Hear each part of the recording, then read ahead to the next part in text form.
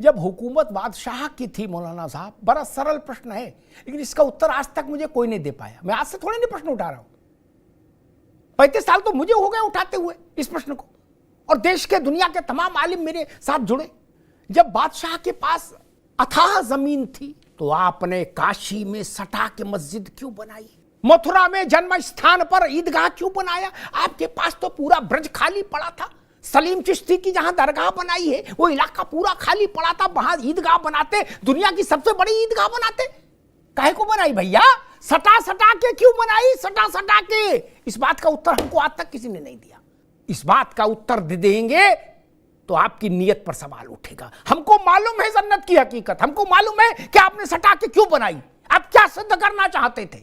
आप भारत के माथे पर लात रखकर खड़े होना चाहते थे, आप भारत की छाती पर लात रख के खड़ा होना चाहते। कोई विद्वान मुझे बता दे कि विश्वेश्वर महादेव के आंगन में आपने वो छोटी सी मस्जिद क्यों बनाई? पूरा काशी खाली नहीं था क्या?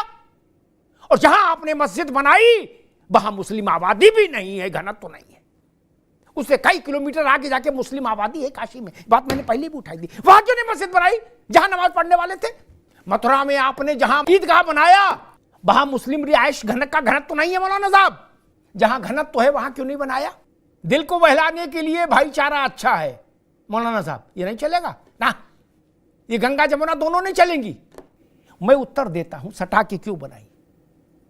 आप भारत की आत्मा को घायल करना चाहते, आप भारत की मर्यादा को तार तार करना चाहते, आप भारत के आत्म तत्व को लहूलुहान करना चाहते थे, आप भारत की आध्यात्मिक चेतना के पवित्र दिए को बुझाना चाहते थे।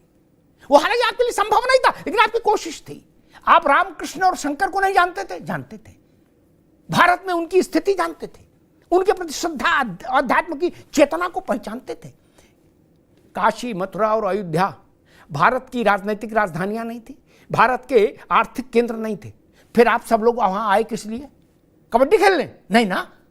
दुनिया के किसी इलाके में ज्ञान वापी नाम से कोई दूसरी मस्जिद है क्या? कहीं हो तो बता दीजिए।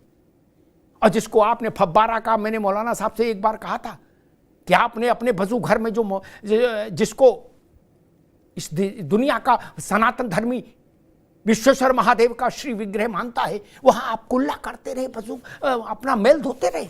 और आज भी अगर सुप्रीम कोर्ट उसको रोकता नहीं तो आप वही प्रक्रिया जारी रखते।